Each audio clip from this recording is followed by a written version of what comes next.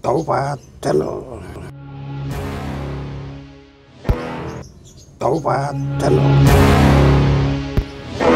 Taubat Channel.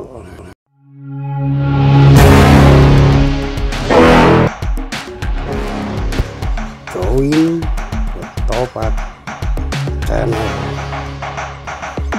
bersama menyuarakan kebenaran, menegakkan kedaulatan rakyat, murni dan konsekuen.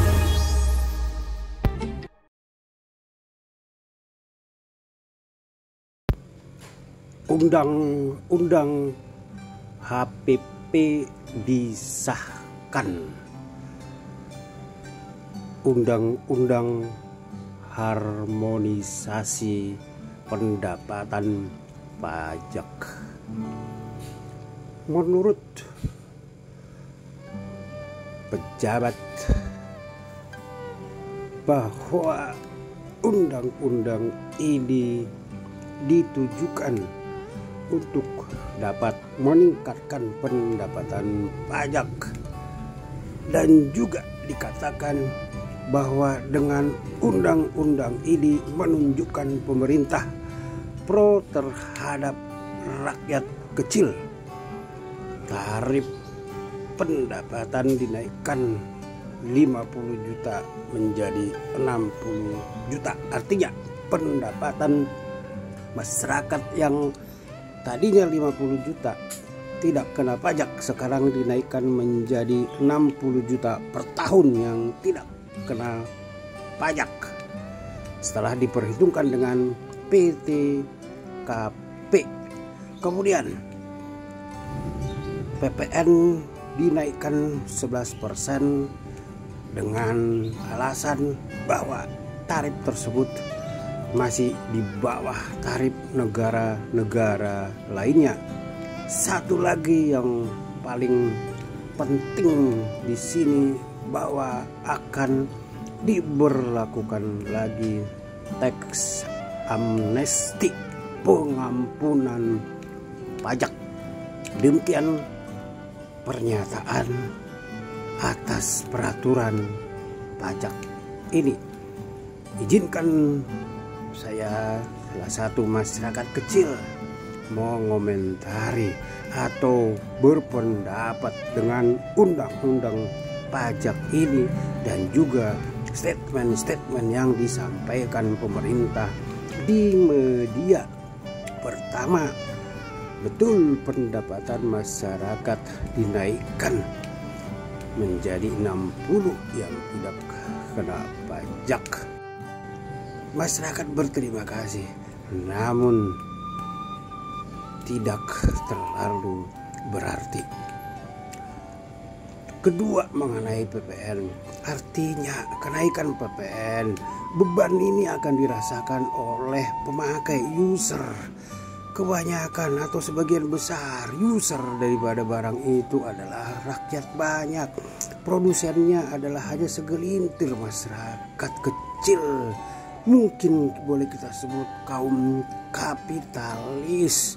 Dengan peraturan ini berarti masyarakat yang menanggung demi kenaikan pendapatan pemerintah. Tarif PPN kita dari 10 sampai 11% katanya masih lebih rendah dari negara lain, namun tidak seberapa beda. 1 sampai 3% dibandingkan negara makmur atau negara besar lainnya. Pertanyaannya, apakah wajar membandingkan perbedaan PPN tersebut dengan perbedaan kesejahteraan yang cukup lebar? Amnesti untuk siapa? Masyarakat kecil dibebani dengan pajak, katakan UMKM 500 juta pendapatan per tahun telah ditarifi dengan pajak. Namun demikian, pemilik modal. Individu yang memiliki harta yang cukup besar harus diampuni karena mungkin sengaja ataupun tidak sengaja melaporkan kekayaan, namun harus diampunin. Angkanya pun tidak tanggung-tanggung dan mungkin pengaruhnya pun cukup besar terhadap anggaran negara ini. Apakah pernah melihat dengan perbedaan PPN tersebut, perbedaan kesejahteraan yang didapatkan oleh masyarakatnya sangat jauh berbeda. Teks amnesti, pengampunan pajak bagi orang berkantong tebal, harusnya dari harta tersebut pemerintah sudah mendapatkan sumber pendapatan. Namun beberapa tahun harta tersebut tidak dilaporkan, dan sekarang atas kelalaian atau kesengajaan tersebut pemerintah harus mengampuni orang berduit, mengampuni orang yang punya banyak harta. Sedangkan masyarakat kecil bila lalai dalam menunaikan kewajiban pajaknya yang tidak seberapa dibandingkan dengan para hartawan tersebut, para petugas pajak dengan tegas menagih para masyarakat kecil tersebut, sementara para hartawan, pemerintah dan DPR, Dewan Perwakilan Rakyat, seharusnya rakyat kami, rakyat kecil, mereka membahas hal tersebut di gedung mewah tersebut untuk membicarakan pengampunan yang akan diberikan kepada hartawan tersebut. Bila demikian adanya, di mana letak keadilan itu? Di mana letak keperpihakan pemerintah terhadap rakyat yang diagung-agungkan, dinyatakan, distatementkan di media, di televisi? Kembali ke teks amnesti ini, angka nilai di sana cukup besar, dan Dirjen Pajak juga sudah memiliki taksiran tertentu sehingga dapat membuat statement bahwa dengan harmonisasi pendapatan pajak ini diperkirakan ratusan triliun pendapatan pemerintah akan mengalir. Jelas bahwa harta atau besarnya harta yang tidak dilaporkan tersebut, Dirjen Pajak tentu sudah memiliki hitungannya. Jika itu yang terjadi, artinya sudah diketahui bahwa benar ada segelintir individu yang memiliki harta berlebihan di negara ini. Kenapa tidak didatangi?